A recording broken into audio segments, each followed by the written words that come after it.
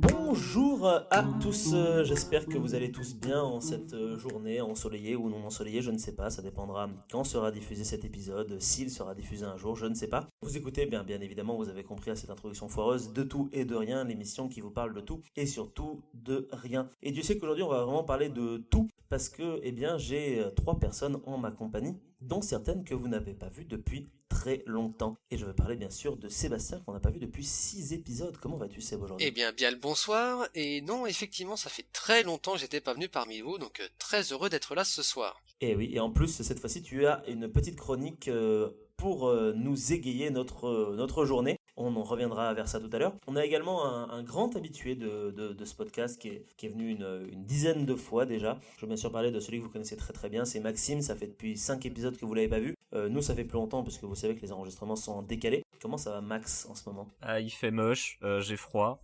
mais sinon ça va. Alors le mec il met l'ambiance D'accord. directe, hein. Eh ben écoute, au moins on sait qu'on enregistre ce podcast au moment où il commence à faire plus froid, donc ce qu'on appelle couramment l'automne, je crois. Et j'en profite du coup pour m'adresser à Jules qui est avec nous. 2 épisodes à la suite, Jules, c'est la première fois, donc cool, C'est merci vrai à toi. c'est vrai que c'est un record. Je suis assez peu, Eh oui. peu régulier, mais là, C'est ça, ça mais là s'enchaîne. nos éditeurs vont avoir la joie de t'entendre 2 fois de suite. Et ça c'est plutôt chouette. Les Eh chanceux. ben écoutez, sans perdre plus de temps, je vous propose de laisser la parole au doyen de cette émission, à savoir Maxime qui a, je crois, beaucoup de choses à nous dire, beaucoup de rancœur, je pense, peut-être même. Non, pas spécialement non plus, hein, mais c'est juste que dans une de mes très fameuses insomnies qui me permet d'écrire des choses, hein, parce que bon, quand il est à peu près 6 heures du matin et que j'ai rien à foutre, je me dis bah tiens, pourquoi j'écrirais pas une chronique à la con? Et ça fait partie de ce genre de chronique. Alors bon, aujourd'hui, une fois n'est pas coutume, hein, je vais vous parler d'un sujet un peu plus sérieux, parce que bon, c'est vrai, les Gundam, les Berserk, tout ça, c'est bien rigolo, mais bon, aujourd'hui, je vais vous parler d'un truc politique, d'un truc inquiétant. Ah, Ça fait peur, hein. oh. Ah là, on Ah, chie bah dessus, là, hein, ça fait peur, ouais. on Bah a les là, escalopes qui carrément, disent bravo, carrément. tout ça. Donc, je vais vous parler de la place, du coup, sans cesse plus importante de la Chine dans les productions culturelles mondiales. J'entends par là des productions cinématographiques et vidéoludiques. Alors non, ce n'est pas une chronique du petit journal, hein. Non, on est bien sûr de tout et de rien, rassurez-vous. Donc oui, par exemple, la Chine, hein, en quelques chiffres, c'est quand même 1,5 milliard d'habitants, un PIB de 13 600 milliards de dollars, et une croissance de plus de 6%, hein, de quoi mettre des dollars dans les yeux de tous les producteurs, donc. Hein. Donc parlons de jeux vidéo un petit peu déjà, hein, et d'un jeu vidéo dont vous avez sûrement entendu parler, un jeu vidéo Battle Royale avec un look un peu cartoon, non, quelqu'un? Fortnite. Oui, Fortnite. Fortnite, évidemment, un des plus gros succès commerciaux de ces dernières années. C'est chinois ça, Fortnite? Ouais, je savais pas du tout. T'attends que j'ouvre ma gueule ou pas? Ok, Ah. excuse-moi, je faisais le spectateur qui s'interrogeait. Non, Et, ce c'est- n'est pas une production chinoise, mais si t'avais attendu 2 minutes de plus, t'aurais su. Donc développé par Epic Games, hein, donc responsable de Unreal Tournament et Gears of War, donc 2 jeux qui sont Oh. très bien, et également du Unreal Engine, donc un moteur de jeu vidéo relativement simple à utiliser, ce qui en fait un moteur très apprécié par grands et petits studios. Donc c'est quand même un truc qui vaut quand même un peu son pesant de cacahuètes. Donc le jeu où Fortnite était à l'origine un espèce de tower defense en 3D où il fallait arrêter des vagues de monstres. D'accord. Suite au peu de succès du titre finalement, qui était payant à l'origine, un mode Battle Royale a été ajouté, le jeu a ensuite été rendu gratuit, causant une explosion du nombre de joueurs achetant cosmétiques et autres danses, autres skins, autres tout ce que tu veux. Ah non mais John Wick, c'est le gars dans Fortnite, c'est ça? Oui, c'est ce genre de choses. Donc Non mais ça fait on ne donc, va pas exploser. évoquer le sujet Fortnite John Wick, s'il vous plaît. S'il vous plaît. Non, s'il vous plaît, voilà. Donc, ça fait exploser les recettes. Donc ça, tout le monde le sait à peu près, hein, voilà. Mais ce qu'on sait moins, par contre, c'est que Epic Games est tenu à 40% par une compagnie chinoise. Tencent, un géant chinois de la téléphonie qui finance à coups de milliards la machine Epic Games, qui a désormais son propre Steam, offrant chaque semaine des jeux gratuits et obtenant l'exclusivité de grosses licences comme Borderlands ou Metro Exodus, afin d'attirer le chaland tout en espionnant allègrement votre cher ordinateur. Oui, je suis un petit peu biaisé.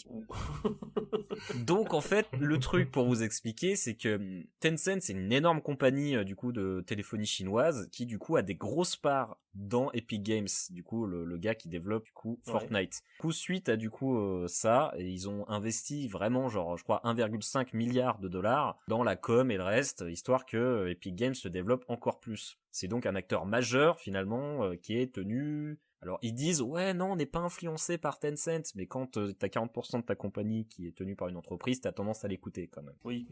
Oui, Voilà. globalement. Voilà. Donc sachant que Tencent a également racheté d'autres choses, par exemple des développeurs de jeux web très connus et autres, du coup globalement ils se lancent plus ou moins dans le marché du jeu vidéo, ce qui fait que ça a un gros impact quoi. Ouais. Mais il faut savoir du coup sur le marché du jeu vidéo chinois, il est finalement surtout constitué de jeux mobiles. Des gachas surtout. Donc des gachas, pour ceux qui connaissent pas, c'est des jeux dépendants de la chance pour débloquer des personnages et compétences, c'est-à-dire globalement c'est l'équivalent d'une machine à sous. Oui, c'est les jeux comme Dokkan Battle et compagnie, Exactement. où tu rerolls sans arrêt pour avoir le perso ultra pété. C'est ça. Sachant que du coup des fois tu as payé 99 balles ton truc en espérant avoir un perso et finalement tu l'as pas. Ça c'est le bonheur en tout cas.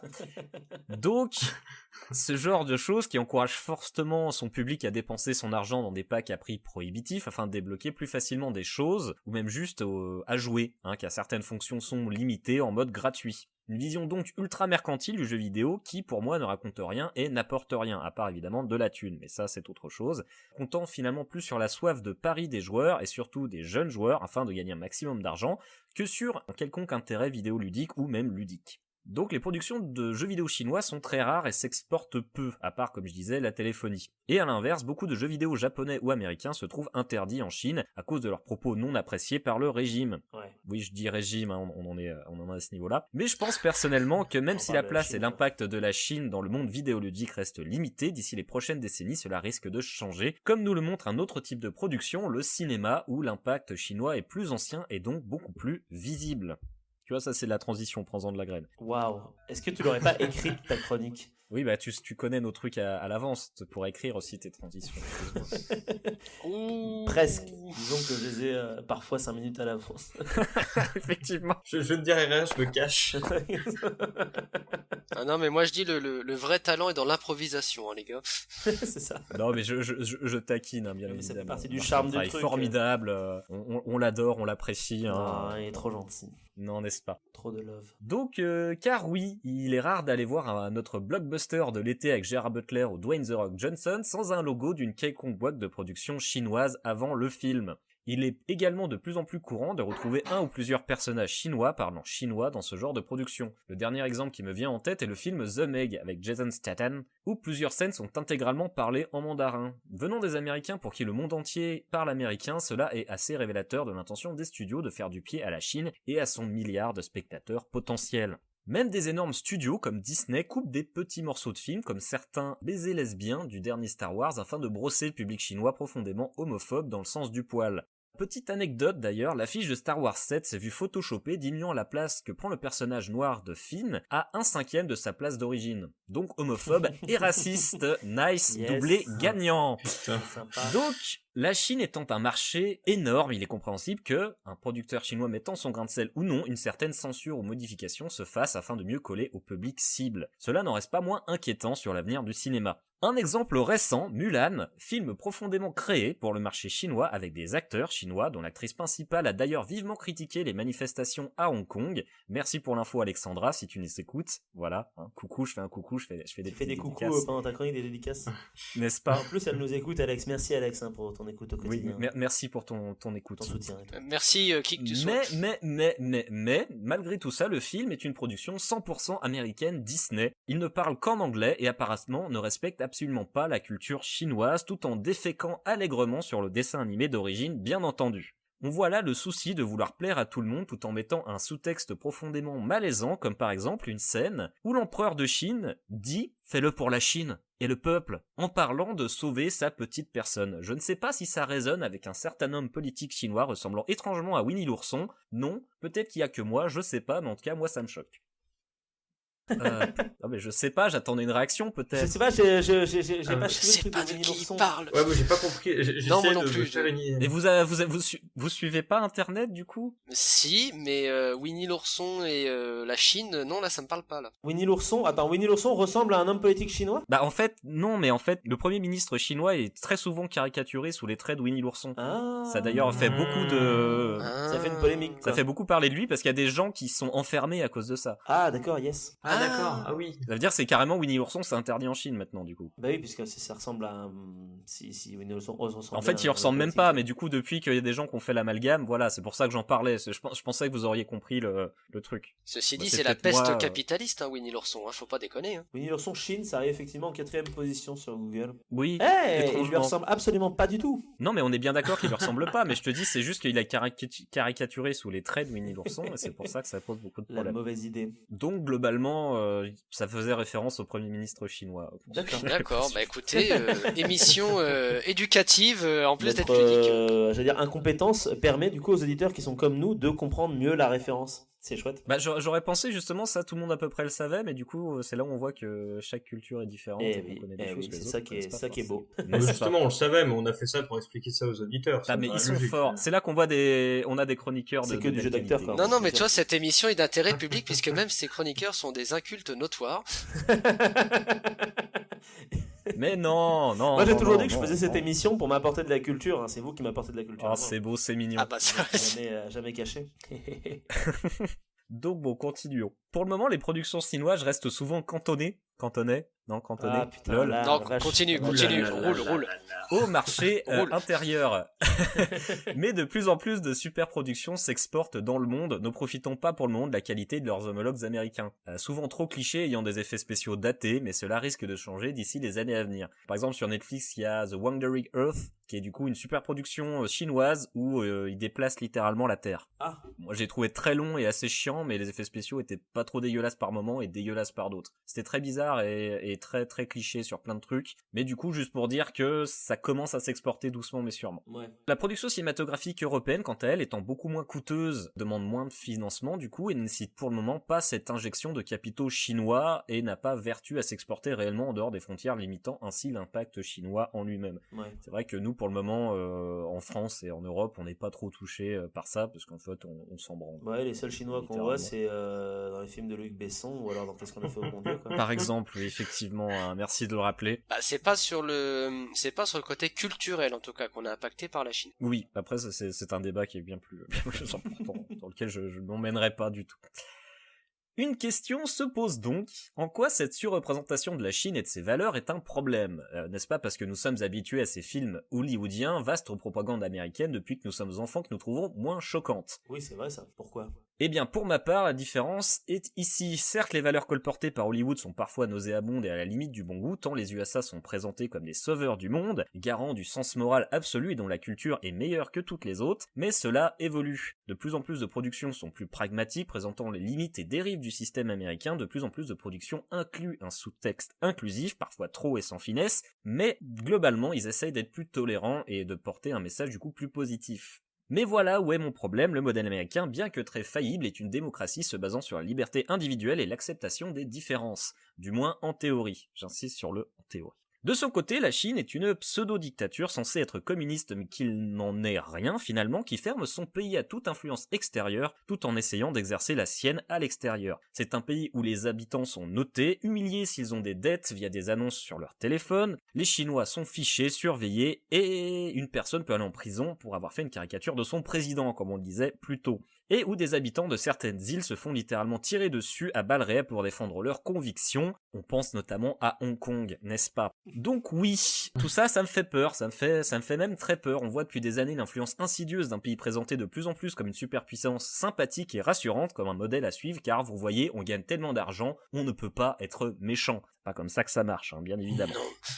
Donc j'antagonise pas mal la Chine ici, hein, bien sûr, tout n'est pas blanc ou noir, mais ça reste une source d'inquiétude pour moi, sachant que du coup, en voyant comme l'emprise de la culture chinoise prend finalement sur les médias que j'adore, et comme cela paraît normal car le changement est lent et pas agressif pour un sou. C'est insidieux, c'est lent, et ça m'inquiète. Et vous, messieurs, qu'en pensez-vous? Oula. Allez, Alors, vas-y, Jules. Qu'est-ce que vous en pensez, les gars? C'est le gars qui refile la patate chaude. Ouais, Allez, elle est brûlante, tiens, vas-y, prends-la. ouais, c'est vrai que je me suis pas trop rendu compte moi-même là avant que du coup t'en parles de tout ça, donc je t'avoue que là à chaud, enfin en fait je connais pas trop d'infos à part ce que tu viens de nous en dire, donc logiquement je suis plutôt d'accord avec toi, mais c'est vrai que j'ai pas trop d'avis personnel pour l'instant sur la question. Bah, comme je disais, c'est quelque chose de plutôt insidieux, quoi. Ce que j'aurais à dire, c'est que c'est logique comme cheminement, puisque la Chine est devenue une grande puissance, donc c'est normal qu'en tant que grande puissance, elle essaye d'exporter sa c'est culture. Là où c'est dommage, c'est que ce soit encore une fois lié à un principe d'argent en fait, hein, tout simplement, parce que il y a des films chinois qui sont très très bons et qui transportent pas forcément d'idéologie quelconque, enfin qui vont transporter l'idéologie de leur pays, mais où ça restera chinois et tu sais que tu regardes un film chinois quoi, tous les principes, tous les tigres et dragons, tout ça, ou Alors, même film. encore les films, après c'est ça, c'est le cinéma hongkongais surtout qui était très très bon. Oui, donc, voilà, c'est ce donc que j'allais te j'espère. dire, c'est qu'il y a beaucoup de cinéma hongkongais hein, dans ces Hongkongais, c'est ça le films-là, souci, ouais. qui est beaucoup Il y a une plus. grosse différence, justement, entre les deux. C'est ça. Non, mais je viens de m'en rendre compte moi-même en parlant. Et c'est vrai que, ouais, effectivement, moi, j'ai le seul souvenir que j'ai vis-à-vis de ça, c'est, on l'a vu ensemble, Maxime, c'est la Grande Muraille de Chine avec Matt Damon. Ouais, qui était un appel du pied des Chinois au public Aux américain. Américains, et qui fait que, du coup, c'est de la merde, en fait. Parce que. Bah, Mulan, ça m'a fait exactement le même truc, c'est que c'était On est tellement d'accord, mal dans La foutu Grande Muraille, que- c'est un film chinois avec une superstar américaine. Ouais. Oui, voilà, c'est ça, c'est un film chinois et tu fous une superstar américaine en plein milieu, une autre star télévisuelle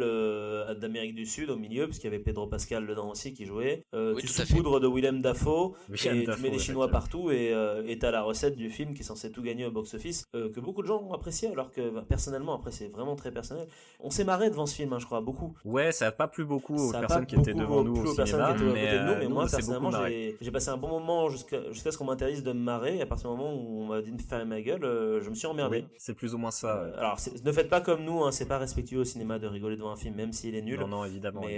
Mais pour le coup il est vraiment très mauvais, et surtout là effectivement il y a l'idéologie nauséabonde derrière, l'idée que la Grande Muraille est faite pour retenir des monstres de l'Orient, de rentrer en Chine, enfin je veux dire la métaphore elle est à peine subtile. Donc, ça parle des étrangers qui veulent rentrer en Chine, plus précisément je pense plutôt les Mongols, mais on n'est pas sur une idéologie qui est très très très très sympa de base quoi. Mais comme je disais, pire que ça, c'est que justement, c'est quand tu vois que dans Mulan, qui est une production 100% américaine, quoi, la même idéologie nauséabonde est présente. Par exemple, justement, les guerriers qui attaquent la Chine dans le film Mulan qui est sorti, c'est pas des Huns, c'est pas des Mongols. C'est quoi hein? C'est un peuple pseudo-magicien sorcier dégueulasse qui essaye de se venger. Donc certes, c'est des étrangers, mais... Et j'imagine que c'est un espèce de peuple arriéré à la con. En plus, t'as l'image, l'ennemi, il est inférieur à nous, mais il veut nous envahir quand même. Pour le coup, c'est pas ça, c'est juste ils sont méchants, quoi. Oui, c'est juste t'as les méchants et t'as les gentils, t'as aucune justification de quoi que ce soit. En fait, l'empereur a tué le père du méchant, et du coup, le père veut se venger, c'est tout. D'accord. Et ils sont comme des Huns, et ça veut dire que genre c'est des nomades et tout. Oui, c'est juste et t'as deux scènes pour les présenter. Ils osent pas aller jusqu'au bout. Déjà rien que le film Disney en réalité a pas osé dire que c'était des Mongols, hein, parce qu'en vrai. Oui, mais ça me choque moins dans un dessin animé. Oui, bien sûr. Hein. Mais, il est sorti quand Mulan? Il est pas sorti en fait. Il est sorti sur Netflix, putain, un lapsus de merde. Sur Disney+. Et moi, je l'ai regardé de manière non légale. Et j'ai aucune honte à l'admettre parce que c'est un film. Moi, j'attends qu'il soit disponible gratuitement parce qu'il le sera à un moment donné. Quoi. Ok, parce que justement, j'allais dire, je pensais qu'il était pas encore sorti. Mais il sortira jamais. Je pense qu'ils ont dû sentir l'échec et du coup ils l'ont pas sorti. Ouais, d'ailleurs, c'est encore plus. Ça a été un échec à cause du coup des 20 balles qu'ils demandaient de payer. Oui, bah ça c'est parfaitement honteux. Deux choses. Déjà, stylistiquement, la Grande Muraille en plus, je trouve que l'Asie essaye de travestir ces films de sabre et ces films d'arts martiaux pour coller à un public occidental, mais du coup ça donne un style complètement pourri, d'une part. Ouais. Oui. Et d'autre part, par rapport à Mulan, en plus, là Disney est en train, en plus de copiner avec la Chine, est en train, selon moi, toute petite parenthèse, hein, de tuer le cinéma dans le sens où Mulan c'est un coup d'essai. Pour si on peut outrepasser les salles de cinéma pour distribuer nos films, bah ils iront se faire voir et on distribuera avec Disney+ et c'est marre quoi. Alors effectivement après là c'est un autre débat parce oui, que c'est moins par rapport à la Chine et en Chine le streaming est beaucoup plus populaire que le cinéma et donc Disney a tout à gagner à développer le streaming en Chine. Mais d'ailleurs il s'est cassé la gueule en Chine le film Mulan. Il a très peu marché, oui. il s'est il a pas été apprécié du tout. En même temps, s'il crache à la gueule de la culture chinoise, c'est logique. Mais apparemment, il y a des sigles qui voulaient rien dire. En fait, c'est un film qui a le cul tellement entre deux chaises qu'au final, il tombe au milieu, quoi. C'est ça. C'est vraiment l'exemple inverse de La Grande Muraille. C'est-à-dire, La Grande Muraille, c'était un film chinois qui essayait du coup de marcher sur le plateforme de Hollywood. Et là, c'est un film profondément américain, ça de marcher sur les plates-bandes de la Chine, quoi. Et ils le font avec des gros sabots. Mais dans les deux cas, c'est de la merde. Est-ce qu'on pourrait pas dire que dans les deux cas, c'est un échec. Ouais, elle était obligée d'arriver cette transition, je suis désolé, c'était évidemment, il fallait qu'elle arrive parce que justement je vous dis pas ça au hasard mesdames et messieurs qui nous écoutez, eh bien c'est parce que Sébastien nous a prévu une petite chronique sur les échecs. Effectivement, nous allons aujourd'hui parler d'échecs. Alors, pas d'échecs sentimentaux ou d'échecs professionnels, mais simplement d'échecs, du jeu d'échecs. C'est plus rassurant du coup. Appelé communément le roi des jeux ou même le jeu des rois. Alors les échecs, ça fait partie des jeux les plus connus au monde. On estime que, à l'heure actuelle, dans le monde, un adulte sur 4 connaît au moins, vaguement, brièvement, les règles du jeu d'échecs ou en a déjà entendu parler. C'est vrai ça. D'accord. Okay. Et il faut savoir qu'il y a plusieurs millions de joueurs d'échecs dans le monde. Okay. Et que tous les pays du monde, presque, ont des joueurs d'échecs, même amateurs, en leur sein. D'accord. Ce qui est pas mal. Ah ouais, c'est pas mal. Ouais. C'est ouf. C'est le jeu le plus connu et le plus joué sur Terre, quoi, en fait. Et c'est vrai qu'en Asie, ils jouent plutôt au Go ou au Shogi. Parce qu'en fait, les Shogi, c'est une espèce d'échec japonais, quoi, pour plus ou moins.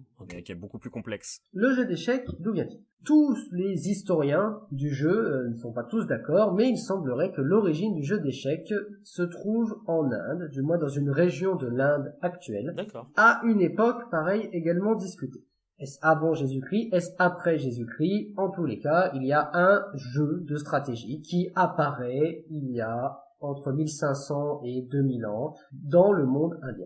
Là où on a une trace précise de ce jeu, c'est dans le monde arabe au Xe siècle. Alors, le jeu il est assez différent de celui qu'on connaît aujourd'hui. Déjà au niveau des pièces, il y a un roi, le même que le nôtre aujourd'hui, qui se déplace simplement d'une case mais dans n'importe quelle direction. Un vizir qui se déplace de 2 cases en diagonale. D'accord. Un éléphant qui se déplace d'une seule case en diagonale. Le cheval qui est l'équivalent de notre cavalier actuel qui a un déplacement en L. Un char qui se déplace d'autant de cases qu'il veut à l'horizontale ou à la verticale. Et un soldat qui se déplace d'une seule case en avant. Ce jeu d'échecs arabe, il va très vite arriver en Europe, et là en Europe, il va connaître plusieurs modifications. Alors au point de vue des règles, le jeu reste le même, le but c'est de battre l'armée ennemie en capturant le roi, ou du moins en le mettant en échec, c'est-à-dire l'attaquer et le camp adverse n'est pas en possibilité de défendre son roi, et mat, ouais. en le déplaçant ou en interposant une de ses pièces pour le protéger. Cette règle reste dans les échecs européens, mais par contre, les pièces, elles, vont énormément changer. Oui. Alors le roi, lui, ne change pas. Par contre, l'éléphant, qu'on dit filu en arabe, devient le fou, qui se déplace en diagonale d'autant de pièces qu'il veut. Le cheval, on l'a dit, reste le cavalier et garde son déplacement. Le char, qu'on dit rouk, la tour, devient la tour, la rouk en anglais. Le soldat devient le pion. Et la pièce qui connaît le plus de changements, c'est le vizir. Ce qui fait que le vizir, c'est la reine, du coup. En effet, le deuxième homme de l'État dans le monde arabe, en Europe, devient une femme, une reine, et ainsi une dame. Et de son déplacement en diagonale, on passe au déplacement actuel de la dame, donc dans la direction qu'elle veut, d'autant de cases qu'elle le veut, tant qu'il n'y a pas d'obstacle. Ouais, elle devient plus pétée, quoi. Elle a subi un upgrade. Et ces règles du jeu d'échecs, on le sait qu'elles sont fixées en Europe au XVe siècle. Ah oui, donc c'est très récent, en fait. Et depuis le XVe siècle, ces règles n'ont pas changé. Ok, d'accord. Le jeu actuel d'échecs auquel on joue, c'est le même. Enfin, les règles ont été fixées au XVe siècle. Ouais, vraiment. Et bien sûr, depuis, le jeu d'échecs s'est énormément répandu et s'est même démocratisé. On est passé d'un jeu qui était joué surtout dans les cours, par la noblesse, les aristocrates, à un jeu joué par absolument tout le monde, ou du moins n'importe qui aujourd'hui, s'il s'y intéresse, peut se mettre aux échecs. Ouais. C'est un jeu qui a un tel succès qu'il existe bien entendu un championnat du monde des échecs et c'est même reconnu comme un sport officiel. Il y a des fédérations nationales d'échecs et bien sûr une fédération internationale. D'accord. Comme tout sport reconnu, homologué, il y a un champion du monde. L'actuel est Magnus Carlsen depuis 2013. Et il faut savoir qu'il y a un champion du monde depuis le 19e siècle, puisque le premier d'entre eux s'appelait Wilhelm Steinitz, et il a été champion d'échecs entre 1886 et 1894. Et le principe est très simple, les joueurs des différents pays doivent être classés au niveau mondial, ils doivent avoir obtenu des titres mondiaux, donc champion national, champion d'un secteur du monde, etc. Et ces joueurs classés s'affrontent entre eux au tournoi des candidats. Le tournoi des candidats, ça permet de choisir le joueur, le challenger qui aura la chance d'affronter le champion du monde pour récupérer le titre. Et alors les échecs, comme c'est un sport de très haut niveau, il y a eu énormément de théories. C'est un jeu qui a été énormément théorisé. Surtout c'est un sport de l'esprit, donc il y a énormément de théories mathématiques, vous vous en doutez, qui ont été élaborées autour du jeu d'échecs. Alors je ne vais pas rentrer dans les détails parce que ce serait extrêmement compliqué, mais sachez qu'aux échecs, il y a déjà ce qu'on appelle des patterns, c'est-à-dire des schémas tactiques qui se répètent et de fait que les joueurs apprennent pratiquement par cœur pour pouvoir utiliser les meilleures stratégies, les meilleures tactiques lorsqu'ils jouent. Les meilleurs champions du monde actuels connaissent des centaines et des centaines et des centaines de schémas de stratégies pour leur jeu. Dans ce même principe, il faut savoir que les pièces des échecs ont des valeurs, ont des notations de la moins forte à la plus forte qui permettent également de définir des stratégies. Lorsqu'on va échanger les pièces, lorsqu'on va chercher à capturer des pièces ennemies ou lorsqu'on va accepter de sacrifier, de perdre une de ces pièces, on va faire en sorte de prendre à l'ennemi les pièces qui ont plus de valeur et pour les nôtres, essayer de perdre celles qui ont le moins de valeur. Alors parmi ces pièces, à votre avis, quelle est celle qui a le moins de valeur? Pièce qui vaut le moins de points. Je dirais le pion, ouais. Ouais. Alors, la pièce qui a le moins de valeur, effectivement, c'est le pion, étant donné qu'il ne se déplace que d'une case en avant et qu'il ne peut prendre que d'une case en diagonale devant lui. D'accord? Donc c'est la pièce qui a le moins de puissance durant la partie. Ceci dit, le pion a un avantage par rapport aux autres, c'est que si on arrive à le pousser au bout de l'échiquier jusque dans le camp adverse et qu'on atteint la dernière ligne, eh bien il y a ce qu'on appelle une promotion et on peut transformer le pion en n'importe quelle autre pièce excepté un roi, puisque le roi il n'y en a qu'un seul. Fameuse promotion. Donc le pion est la pièce qui a le moins de valeur, mais il peut tout de même être très utile si on sait bien s'en servir. Ensuite, vous avez les pièces qu'on dit légères. Il y a deux pièces donc qu'on dit légères, qui valent toutes les deux le même nombre de points, qui arrivent juste après le pion. Eh bien, il s'agit du fou et du cavalier. Ce sont des pièces considérées comme légères. Alors pour le fou tout bêtement parce que le fou est efficace lorsqu'il marche par paire. C'est-à-dire que vous avez un fou de case blanche et un fou de case noire. Si vous perdez un des deux fous, eh bien il y a une partie des cases, blanche ou noire, sur lesquelles vous avez beaucoup moins d'impact. C'est pour ça que c'est une pièce légère, parce que c'est une pièce qui peut être très forte. Si elle marche en duo, à partir du moment où on perd un, on perd une grande capacité. Pour le cavalier, c'est une pièce légère parce que ses capacités de déplacement sont assez limitées. Alors certes, il peut sauter par-dessus les autres pièces, que ne peuvent pas faire les autres, mais il est moins facile à placer et à manœuvrer que d'autres pièces. Et puis surtout, en général, il va servir à être sacrifié ou à être de bloqueur pour tirer un avantage de la partie. Ensuite, vous avez les pièces lourdes, à savoir la tour, qui vaut 5 points, et puis la dame, qui vaut 9 points. La dame est évidemment la pièce qui vaut le plus de points, puisque c'est celle qui a la plus grande capacité de déplacement, encore une fois, dans la direction qu'elle veut, d'autant de cases qu'elle veut tant qu'elle ne rencontre pas un obstacle, et puis donc la plus grande capacité offensive, puisque c'est elle qui peut capturer ou défendre le plus facilement. Enfin, il y a le roi. Alors le roi, c'est un peu particulier, à la fois il vaut une infinité de points, parce que c'est la pièce la plus importante, bien sûr, c'est celle qu'il ne faut surtout pas capturer, c'est celle qui qui fait perdre si elle est mise en échec, et également un point, tout simplement parce qu'en termes de déplacement et de capacité offensive, eh bien le roi est très limité. Il se déplace dans la direction qu'il veut, mais d'une seule case, et puis pour attaquer, le roi ne peut attaquer une pièce que si il ne se met pas en échec en attaquant, évidemment. Du coup, son utilisation est très limitée. Alors, pour terminer cette chronique très courte, en somme, j'ai décidé de faire un petit jeu sur les différents records qui ont été atteints aux échecs. En effet, comme toute discipline extrêmement pratiquée, il y a des records, il y a des choses assez extraordinaires qui ont été accomplies par des joueurs d'échecs. J'en ai sélectionné 6 au total, et le petit jeu, ça va être essayer de deviner quels sont ces records. Eh ben écoute, allons-y. Alors, on va commencer par la plus longue série de victoires. Je dis bien victoires. Combien de matchs consécutifs ont été gagnés par un seul et même joueur, à votre avis? 529. Énorme. 529, ça me semble tellement gigantesque. 193. Tu vois, il a mis la barre tellement haut avec ses 529 que... Moi, je voulais vous aider à gagner, les gars. Ah, j'ai le droit de changer du coup. Je dirais 50. Bah, on va descendre un peu alors, on va faire 45. 42. Eh bien, la plus longue série de victoires, elle est détenue par le joueur américain Robert James Fischer, dit aussi Bobby Fischer, qui est devenu champion du monde d'ailleurs en 1972 face au russe Boris Spassky. Eh bien, justement, entre 1970 et 1972, alors qu'il a essayé d'accéder au titre mondial, Bobby Fischer a enchaîné 20 victoires consécutives. D'accord. La dernière, c'est 20 victoires, et bien évidemment, sa victoire face à Boris Spassky et son accès au titre de champion du monde. Ok. D'accord. Ensuite, deuxième record, la plus longue série, cette fois-ci, sans défaite. Alors, ce que j'entends par sans défaite, ça compte les victoires, bien entendu, mais aussi les matchs nuls, puisque, techniquement parlant, un match nul n'est ni une victoire, ni une défaite. Donc, la plus longue série de victoires et de matchs nuls. 42. Attention. Bah, du coup, j'aurais Il dit faut forcément moins. que ce soit moins, donc je dirais 8. Bah ouais. Bah non, c'est plus, justement. Parce que avant, il comptait que les d'accord, ok. victoires, uniquement les victoires. Là, c'est les victoires ou les nuls. Donc c'est Ah, beaucoup d'accord. plus, à mon avis. Donc moi, je maintiens mon 42. 30.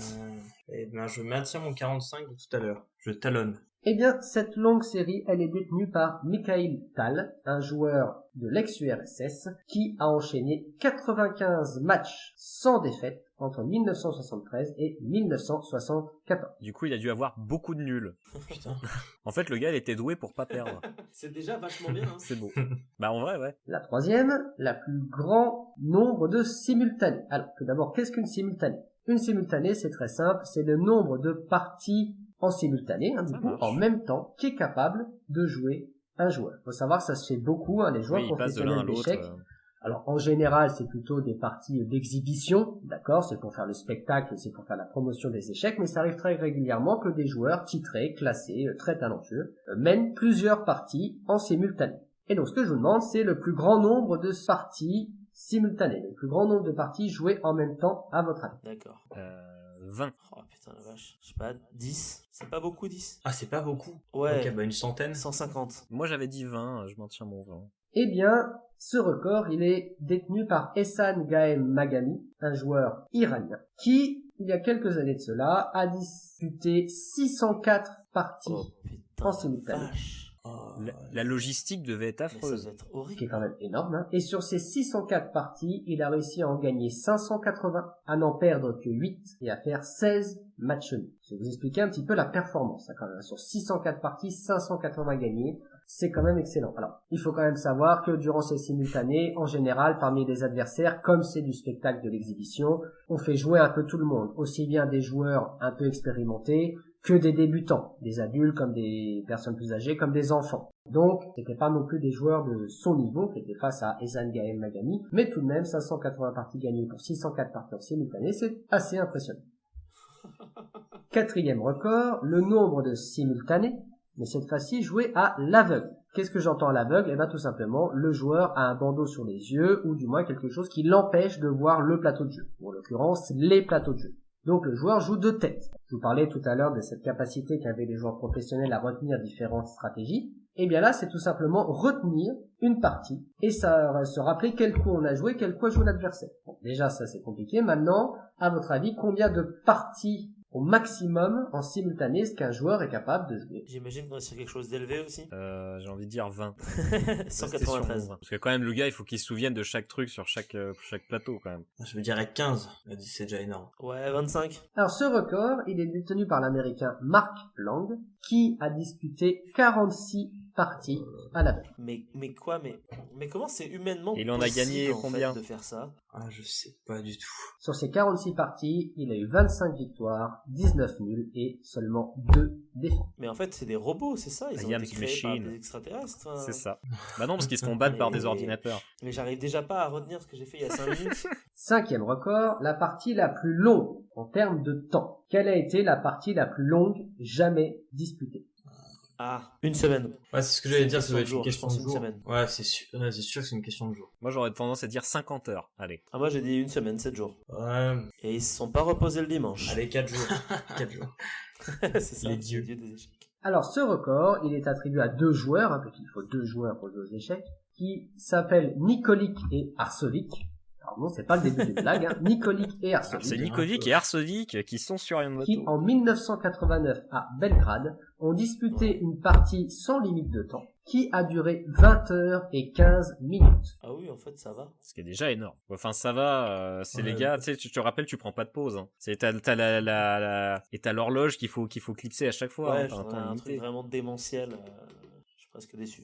Oh, il est grognon, là. 20 heures, c'est déjà bien. Il y a eu 269 coups échangés, et cette partie s'est soldée par un match nul. Donc 20 heures et 15 minutes à se concentrer sur la seule et même partie, c'est assez impressionnant. Imaginez déjà des joueurs qui sont pleinement concentrés pendant 1 heure et demie simplement sur une partie, c'est bien un exploit de maintenir un tel niveau de concentration. Là, pendant 20 heures et 15 minutes. À la fin, il devait être complètement niqué. Enfin, 6e et dernier record, le jeu d'échecs le plus cher du monde. Puisque, bien entendu, vous avez des fabricants de jeux d'échecs, et puis, certains profitent de la notoriété de ce jeu pour, créer des jeux dans des matériaux très rares, très précieux, et il existe un jeu d'échecs le plus cher du monde. 255 millions. Waouh. Ouais, si t'es pas loin, mettons 7, j'augmente. Ah, moi, j'ai mis 250 millions, c'est 250 millions. Quoi. Le mec le plus opti du monde, tu sais. Ce jeu d'échecs, il a été fabriqué par le bijoutier Jewel Royal. Vous excuserez mon accent anglais à petit peu. Et ce jeu d'échecs de Jewel Royal, il vaut 1,2 million d'euros. Ça va. Ça va, c'est raisonnable. Oui, ça va. C'est un jeu qui est en or, en argent. Alors l'or pour les pièces blanches et les cases blanches, l'argent pour les pièces noires et les cases noires, incrusté de rubis pour les parties en or et de saphir pour les parties en argent. Voilà, donc un jeu qui vaut 1,2 million d'euros, sachant que le deuxième jeu d'échecs le plus joueur du monde, c'est un jeu japonais qui lui, les créateurs sont japonais, et il vaut quant à lui 960 millions et quelques d'euros. Voilà, donc c'était pour vous donner un petit peu l'idée des records, des choses absolument impressionnantes et rocambolesques qui existent dans le monde des échecs. Voilà, j'espère que cette chronique vous a plu, j'aurai grand plaisir à vous retrouver très bientôt pour une autre chronique, je ne sais pas encore laquelle, mais j'y réfléchis. Voilà, je vous remercie pour votre attention. Mais merci à toi, Sébastien, pour cette oui. pour ta première chronique. On va Merci. t'applaudir, je pense.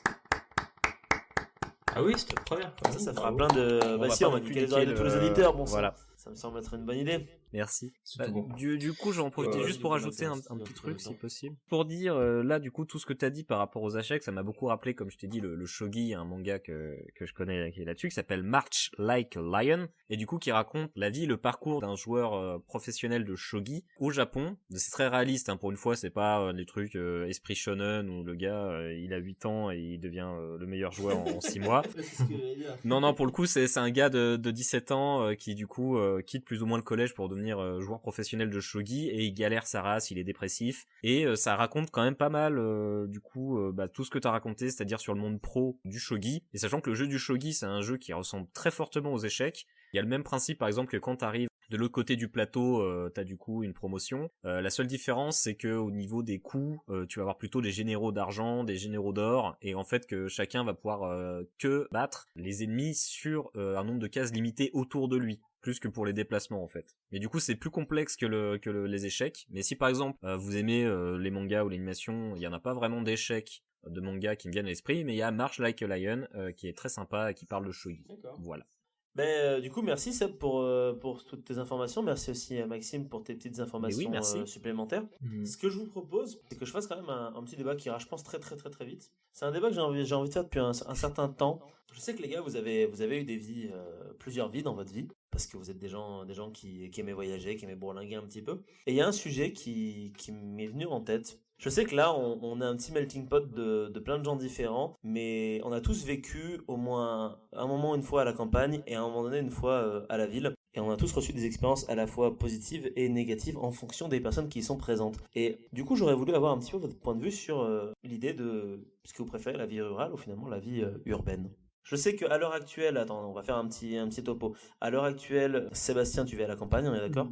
Alors, en ce qui me concerne, je viens de la campagne. Je vis actuellement pour mon travail dans une petite ville. T'as déménagé en ville? Avec Dijon, et Et là t'es à Dijon du coup en ce moment alors? je me rends régulièrement dans une grande, même très grande ville qui est Bruxelles. Ah putain, je savais pas que t'étais retourné à Dijon. Et bah du coup, tu seras l'exemple du citadin. En fait, je suis le seul campagnard parce que toi, Jules, t'es retourné à Chambéry.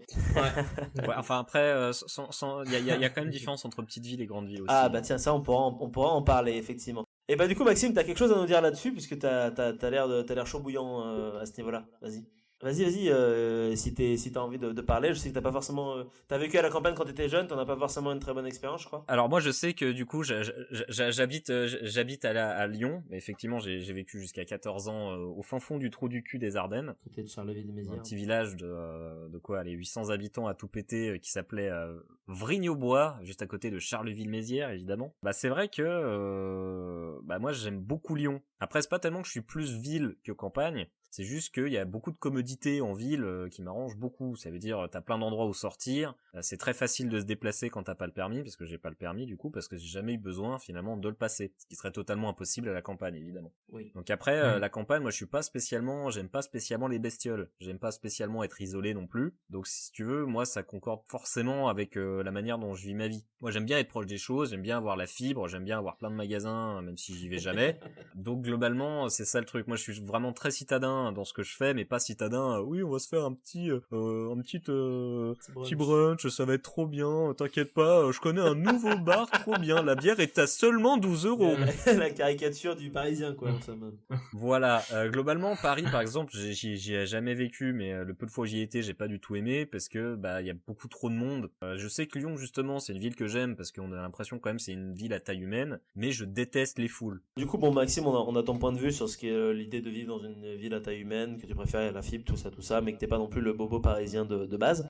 Sébastien, toi, Non, et surtout que j'aime pas les foules. Tu t'as vécu vraiment dans les deux récemment, en plus que t'as fait ton confinement à la campagne, et qu'en ce moment, toi aussi, entre Bruxelles, donc qui est quand même, bon, ça reste une ville à taille humaine aussi, et c'est quand même une grosse ville européenne. Et Dijon qui est clairement vraiment pour le coup une ville à taille humaine. C'est l'avantage, si on peut dire, d'avoir l'expérience un peu de ces trois milieux différents. Et en ce qui me concerne, je suis plutôt petite ville campagne. Il faut savoir que les grandes villes, moi, c'est pas quelque chose que j'apprécie particulièrement. Au contraire, je me sens plus à l'aise dans une petite ville comme Dijon avec tout à proximité.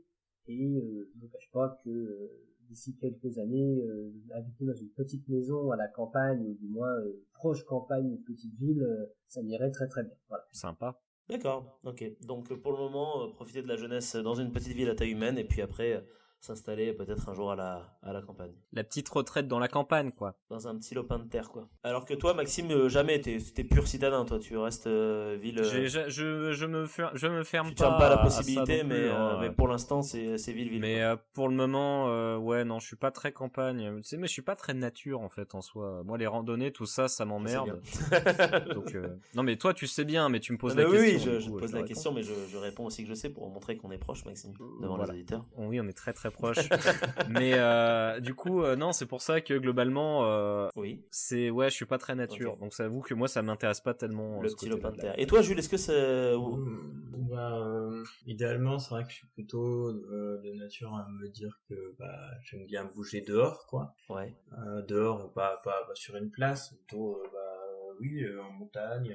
Faire des trucs en extérieur, que ce soit escalade, spéléo, machin, c'est vrai que j'aime bien bouger. Ouais. Après, du coup, je vois le fait de vivre en ville, pour l'instant, à mon échelle, à mon âge, je suis avec ma situation, je fais des études ou machin, comme un moment où t'es bien obligé d'eux. Parce que c'est là qu'en fait, une ville, c'est un pôle d'attractivité, c'est pas pour rien qu'il y a plein de gens, c'est qu'il y a plein de choses qui s'y trouvent que là, en fait. Donc bon, mais après, oui, idéalement, c'est sûr que me retrouver un peu plus excentré en campagne et tout, ça pourrait être cool. Alors après, il y a deux problèmes à ça, c'est que déjà, tu peux te retrouver distant de tous tes potes pour cours, ou de lieux de vie, enfin, c'est-à-dire, c'est con, mais quand tu rentres de ton boulot, il est 20h, tu bouffes et tout, t'as fait 20 minutes de route pour arriver là où t'es, parce que qui dit campagne dit bagnole aujourd'hui, t'as pas forcément la motive après de reprendre ta bagnole pour repartir en ville, pour aller boire un verre, un seul, parce qu'après tu reprends la route, enfin bon, c'est con, mais c'est vrai qu'il y a ça aussi, tu t'excentres aussi socialement, quoi. Oui. Si t'as pas tous tes potes dans le même village où t'es, ça devient donc à voir. Et puis même ce côté de dépendance à la voiture en fait est assez je trouve problématique même sur la durée. Je veux dire, en ce moment il y a plein de questionnements qui ressortent et autres, et je trouve que c'est pas non plus stable de devoir prendre la voiture tout le temps. On pourrait dire pour le télétravail il y a des choses qui sont en train de se faire, mais enfin il y a pas que ça. Tu vois, par exemple, rien que pour aller en montagne, je sais que la bagnole est relativement indissociable, parce que aujourd'hui te faire une randonnée à la montagne, c'est prendre une journée. C'est la journée que t'as pris dans la semaine pour faire ça. Et du coup, t'hésites pas. Enfin, si tu voulais vraiment avoir la vraie relation aux choses et tout, il faudrait que t'ailles à pied jusqu'à l'endroit où tu veux commencer ta balade. Ça, ta balade depuis chez toi, quoi, en fait. Tu peux rajouter facilement des heures, quoi. C'est ça, tu rajoutes facilement plusieurs heures. Puis, mais après, la ville en elle-même, même si on part sur ce côté-là un peu écolo ou machin, en soi, c'est pas... Et rien que par rapport à l'apport en bouffe, je veux dire, une ville, elle est entièrement sous perfusion de la campagne. Et ça, clairement, il y a un moment donné où ça va plus tenir du tout, parce que c'est que des camions qui amènent ça. T'enlèves le pétrole qui alimente tes camions, et ça va être compliqué, en fait, de nourrir tout le monde. Ça, en même temps, il y a un moyen de déplacement comme ça, qui soit plus écolo, ce serait le train, du coup. Oui, c'est sûr. Mais le problème, c'est que le train ne suffirait pas. En fait, compte tenu de ce que tout le, j'avais écouté quelqu'un, je sais pas si vous connaissez Jean Covici. Dans tous les cas, il faudrait bien transporter le truc des trains jusque dans oui, justement, c'est ce que je me disais naïvement, c'est que il suffit de remplacer le mode de transport, mais du coup j'ai écouté un gars qui s'appelle Jean Covici, je sais pas si vous le connaissez. Du tout. Enfin, c'est quelqu'un qui est extrêmement précis sur tout ce qui est énergie, sur la transition énergétique, ce qu'on aimerait appeler la transition énergétique. Ouais. Putain, ce gars-là te sort des chiffres, te sort des trucs où tu dis non, mais c'est... Et notamment par rapport à ça, il dit oui, mais les villes comme on les connaît aujourd'hui sont vouées à disparaître totalement, parce que même si je remplace le mode de transport, ça veut dire qu'en fait tu peux pas acheminer autant que ce qu'elle demande. Ouais, d'accord. Puisqu'elle demande de plus en plus, en fait, ça ne marche pas. Il y a qu'une seule manière, de façon de faire, c'est de diminuer le niveau de vie par 4, quoi. Il y a pas d'autre moyen, en fait. Ouais. Et encore, ça c'est la version gentille. Le plus drôle, c'est que quasiment tout le monde déserte les campagnes en plus. Il y a plus de médecins. Justement, j'allais y venir. Je crois il me semble qu'il y a une inversion un peu en ce moment qui est en train d'être pris en cours, et qu'il y a de plus en plus de gens qui vont vers la campagne, des citadins qui vont vers la campagne. T'as les néo-ruraux, mais... Ouais, mais pas tous. Comme je dis, à la campagne, va trouver un ophtalmo, quoi. Ah, c'est des déserts médicaux, ça c'est sûr. Il faudrait faire revivre. Mais de toute façon, petit à petit, plus les gens se déplaceront vers la campagne, plus forcément il y aura besoin de structures pour ces gens qui sont présents. Donc par définition, il y aura besoin d'écoles, il y aura besoin de médecins. Mais après, tu vois, là, on part sur les néo-ruraux qui font vraiment de l'agriculture.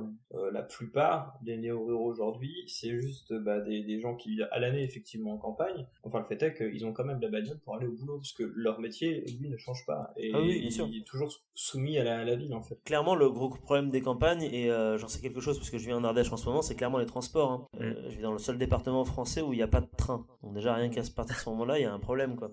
Mais en même temps, en ville aussi, il y a un vrai problème, parce que pour avoir vécu également aussi en ville, les transports en commun deviennent de plus en plus chers, alors qu'à l'inverse, ils devraient devenir de moins en moins chers, si tu veux que les gens se déplacent moins avec leur caisse. Après, moi je fais parler de la ville que je connais, Lyon, c'est de plus en plus cher.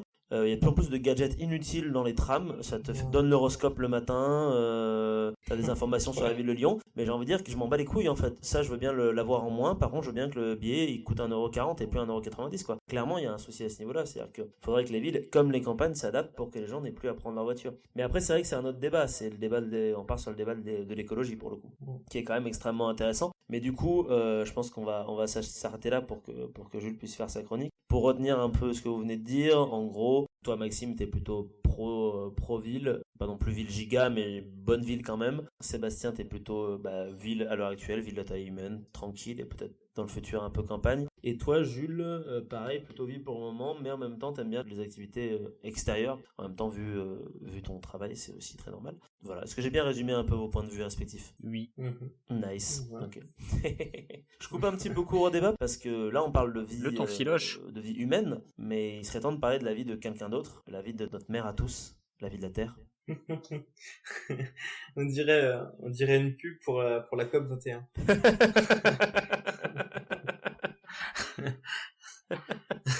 Eh ben vas-y, je te laisse Jules la parole. Merci Marc. Mais de rien. Alors effectivement, moi je vais vous parler de la Terre. Enfin, en fait, je vais pas vraiment vous parler de la Terre. Ça va être plutôt une histoire. Je vais essayer de reprendre un peu le ton que j'avais pris la dernière fois quand je parlais de l'écroulement du granier, que ça m'avait bien plu. Donc je vais essayer de vous raconter une histoire qui justement tourne autour de cette recherche de l'âge de la Terre. Parce que aujourd'hui, on connaît assez... enfin plus ou moins tous, l'âge de la Terre, ou en tout cas on en a entendu parler à un moment donné quand on était gamin. D'ailleurs, je sais pas si vous le savez, vous-même. Pas en détail, c'est plusieurs dizaines de millions, c'est tout ce que je sais, Plusieurs dizaines de millions. il me semble. Non, c'est des milliards, je crois. On est sur 1 ou 2 milliards, je crois, non? Quelque chose comme ça? 1 ou 2 milliards. Alors j'y répondrai pas tout de suite, justement. On va voir, parce que c'est toute une histoire, en fait, la manière dont certains ont cherché cet âge. Et je vais particulièrement m'attarder sur une histoire, celui qui a finalement trouvé cette date, qui se passe dans les années 50. Mais avant ça, petit contexte, histoire de savoir de quelle dynamique de recherche on s'ancre. Au Moyen-Âge, on a probablement un consensus qui est basé plutôt sur la Bible, bien qu'il y en ait certains qui aient des fulgurances scientifiques, on pourrait dire. On a par exemple Jean Buridan, qui est un philosophe scolastique, et son élève l'évêque de Lisieux, qui s'appelle Nicole Oresme, qui considère que via des phénomènes lents, imperceptibles presque, on peut avoir modifié un relief. Il parle de cycle géologique. Au Moyen-Âge, c'est assez... Ah oui, c'est poussé, mais Voilà, il est assez avant-gardiste, et il estime que ces cycles géologiques auraient pu prendre quelques dizaines de millions d'années. Et lui-même dit donc que les textes bibliques ne doivent pas être interprétés littéralement. Bon, alors, en soi, c'est des petites fulgurances épisodiques, enfin, assez sporadiques surtout. Comme je vous le disais, le consensus est basé sur les textes bibliques. Notamment sur le calcul, le décompte des générations depuis Adam. En fait, en regardant dans la Bible, vous comptez les générations depuis Adam, Ouais. et en estimant que on vit de temps à temps d'années, vous arrivez à peu près à une date. Ouais, c'est précis, quoi. Et l'archevêque James Ussher, en 1650, va même aller plus loin dans cette démarche, parce que lui va partir du roi Nostradamus, dont on parle dans la Bible, et dont on connaît alors les dates de règne, et à partir de là, il va, avec la même technique, décompter les générations, et il fait remonter l'âge de la Terre au 23 octobre 4004 avant Jésus-Christ. Ah. C'est assez précis. Très précis, ouais. Oui, là, 4004, ouh. Et cette date va rester en fait une référence jusqu'au XXe siècle, globalement. Même les calculs d'Isaac Newton iront à peu près dans le même sens. Diantre. Donc on en est à une Terre qui daterait d'il y a environ 4000 ans avant JC.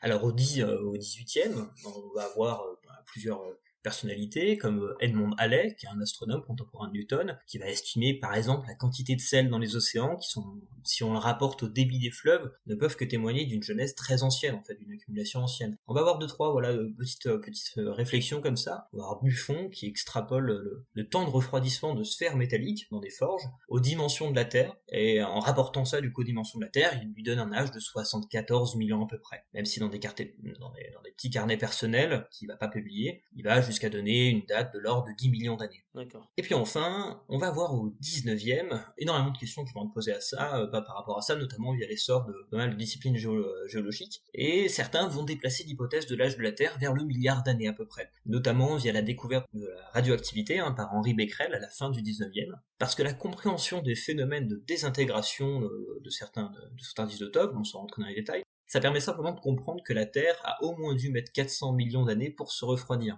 à partir du moment où elle était chaude. Et ça permet également de comprendre les mécanismes qui fonctionnent dans le Soleil, et donc de savoir à peu près l'âge qu'aurait pu avoir le Soleil. À partir de là, on arrive à se dire que ça doit avoir l'âge de la Terre doit être de l'ordre de plusieurs milliards d'années. On en est à peu près là, et c'est là que commence notre histoire. Alors notre histoire, elle commence, comme je vous l'avais dit, dans les années, là on va dire 30-40, et c'est l'histoire de Claire Patterson. Alors, c'est le fils d'un facteur de l'Iowa, pas très scolaire, mais assez doué, mine de rien, dans les disciplines scientifiques, il est assez logique. Et il va obtenir son baccalauréat au Grinnell College, en Iowa, où il va être embauché comme géochimiste juste après son bac dans les années 40. En fait, il va participer au projet Manhattan. Je sais pas si vous avez déjà entendu parler du projet Manhattan. La bombe. Exactement, le projet qui va mettre en place la première bombe atomique. En fait, il va être engagé au milieu d'énormément de personnes. Lui, il va simplement s'occuper d'une machine qu'on appelle le spectromètre de masse, qui permet en fait de renseigner sur la composition chimique des éléments. Et c'est là qu'il va se former un peu sur le tas. Après la Seconde Guerre mondiale, il va débuter un doctorat à l'université de Chicago sous la direction d'Harrison Brown.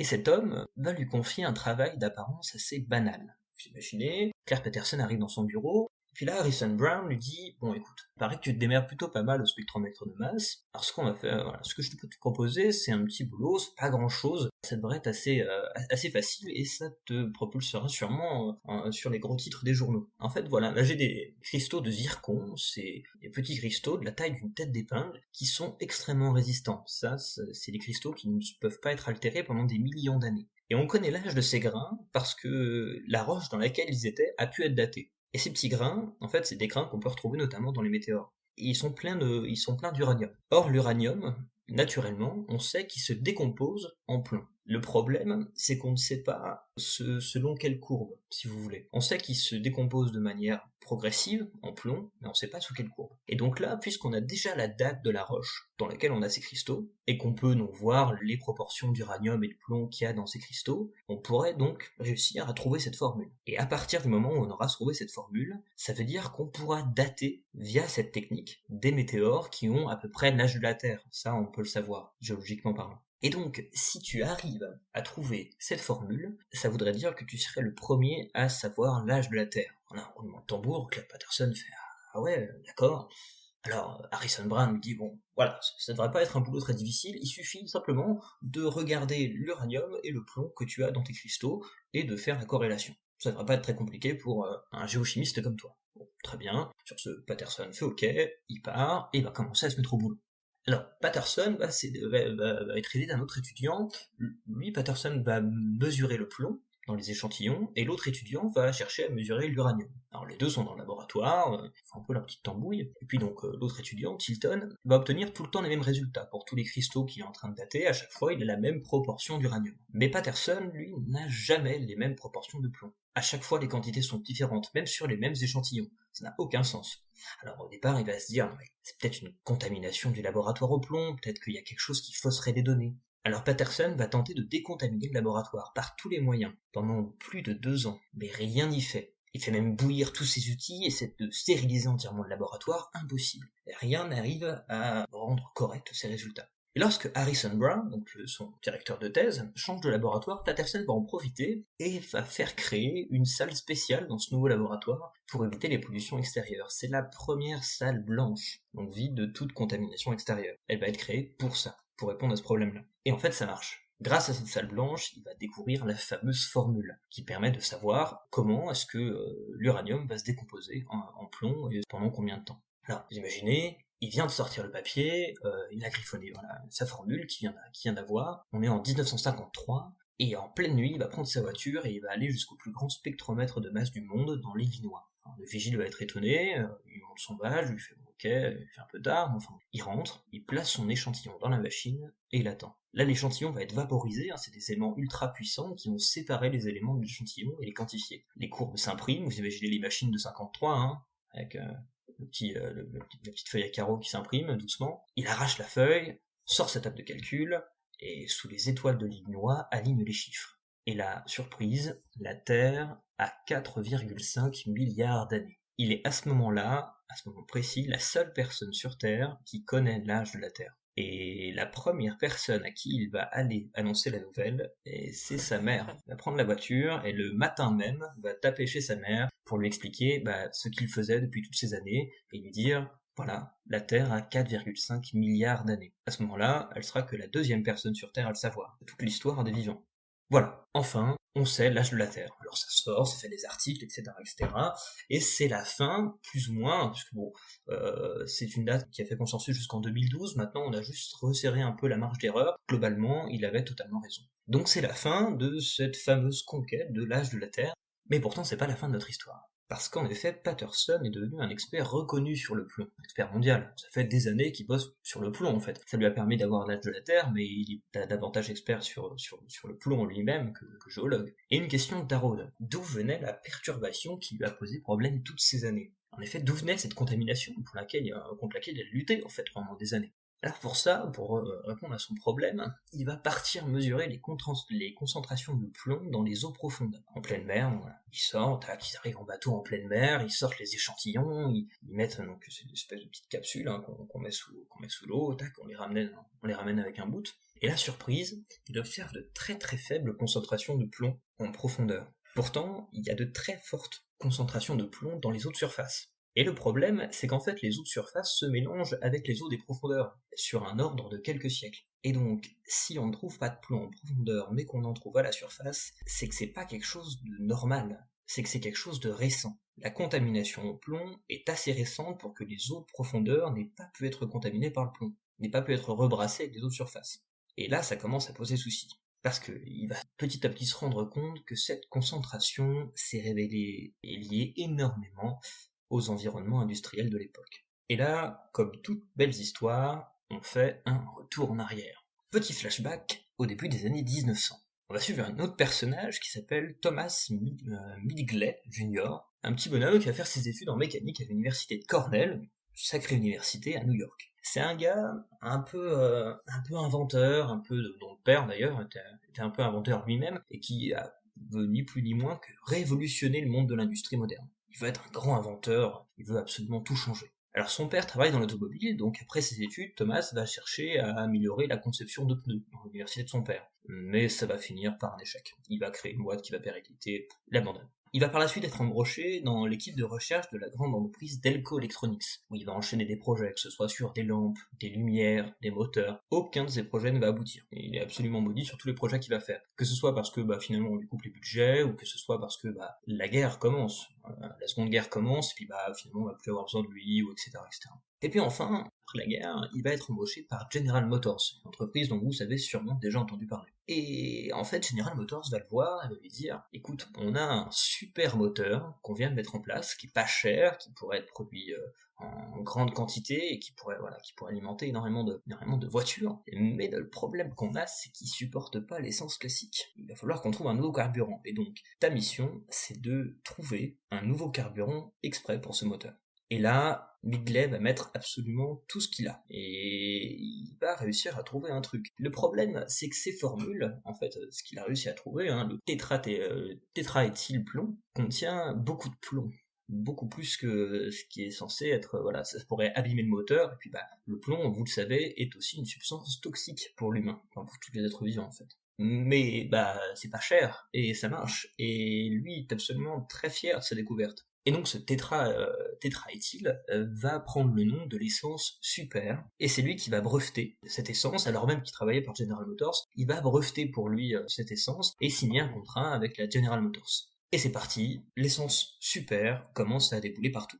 Alors, à un moment donné, on commence à se rendre compte quand même que, par exemple, les travailleurs, les ouvriers qui bossent là-dedans, qui bossent aux usines automobiles, commencent à être atteints de démence. Il y en a qui se défenestrent, il y en a qui meurent dans des circonstances étranges, il y en a qui deviennent violents. C'est le saturnisme. Ce qu'on appelle le saturnisme, c'est l'intoxication. C'est comme les Romains. Oui, exactement, comme les Romains. Comme les Romains qui avaient donc c'est là de... Canalisation en plomb. Exactement, c'est là de vient le terme de plomberie, c'est cette canalisation en plomb en fait. C'était pas forcément très bonne pour la santé. Et vous en doutez, quand on palpe énormément d'argent, qu'il y ait 2-3 prolétaires qui commencent à crever en hurlant, c'est pas forcément ce qui va freiner les gens. J'ai rien entendu après argent. Et voilà. Alors, mine de rien, ça refroidit les investisseurs sur le moment, et puis même le public. Sur le moment, on entend parler. Mais après une énorme campagne publicitaire et un lobbying de fou, au final, c'est de la faute des ouvriers. Et puis, de toute façon, les gens dans la vie de tous les jours ne pourront, ça concerne les ouvriers qui sont justement en prise avec la substance en elle-même.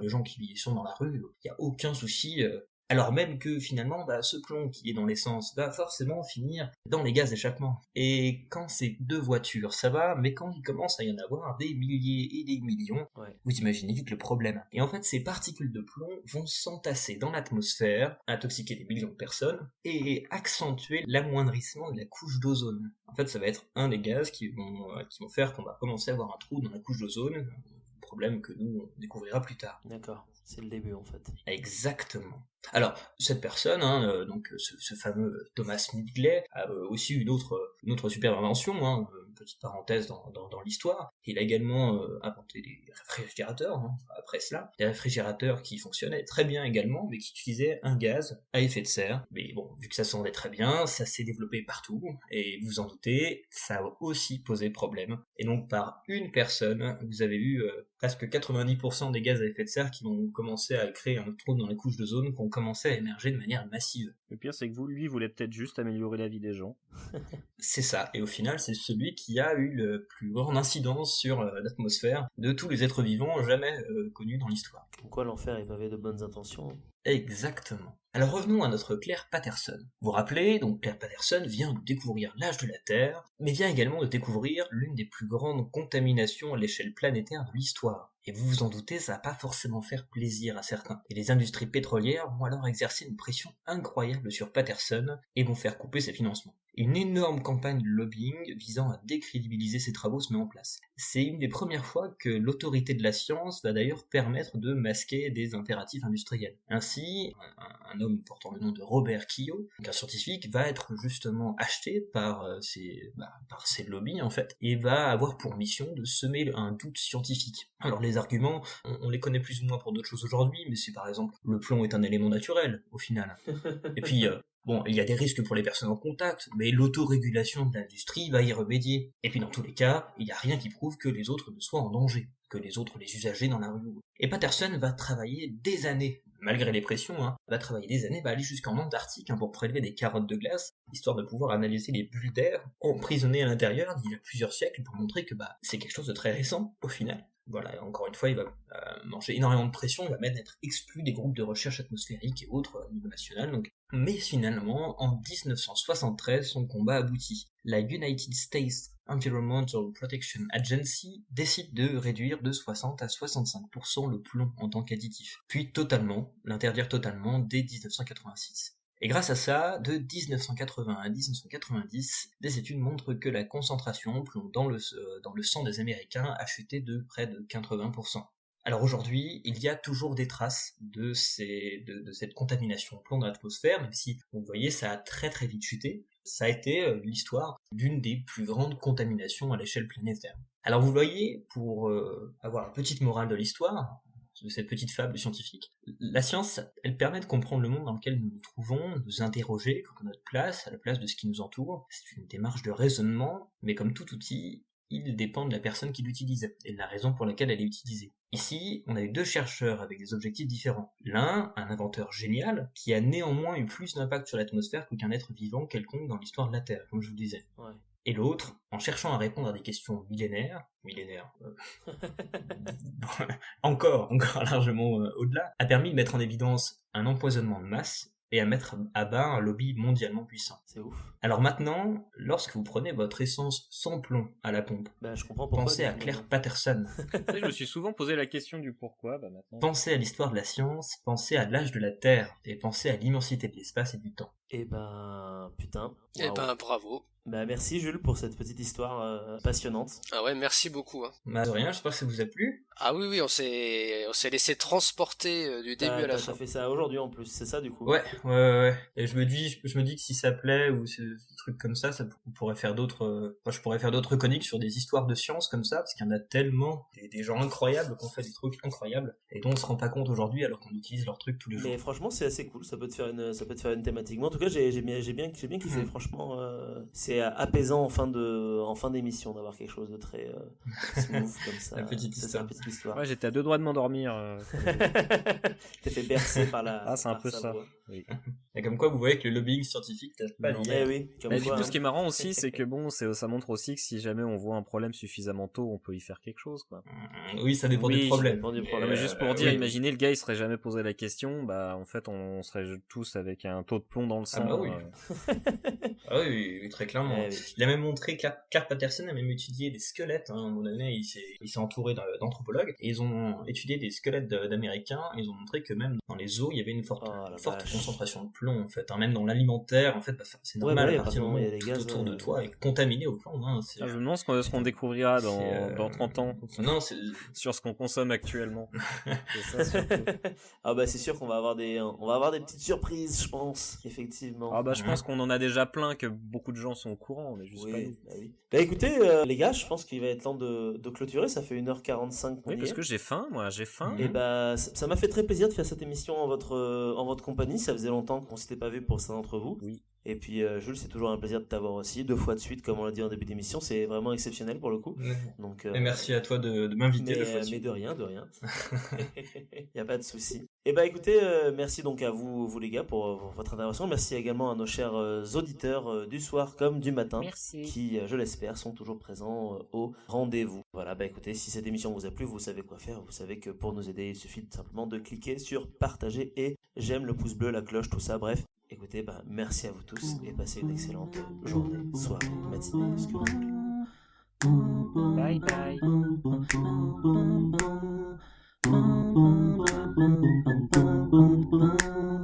Et voilà. Vous avez pas dit au revoir. J'ai pas entendu la. J'ai En pas fait, entendu ça a finir, en coupé fait. à la fin. Ça a coupé, je crois, j'ai l'impression. Du coup, Oui, j'attendais en fait, la c'est fin de ça, ta ça phrase, fait, mais- oui, parce que nous, oui, mais du coup, tu dis quoi? Du coup, on attendait effectivement la Ah, mais fin. ça a coupé chez Oui. vous. Ah merde, pardon. C'est pour Oui, ça que, oui. du coup, j'ai dit bye bye Ouais, un peu, désolé. un peu en retard. Ah, bon, c'est pas très grave. Il a pas dit bonjour! Il a pas dit bonjour! Ça doit être très chelou du coup, ouais. D'accord. Bon, bah écoutez, les gars, ce que je propose, c'est qu'on mette fin à notre enregistrement. Mettons donc fin à notre enregistrement. Allez.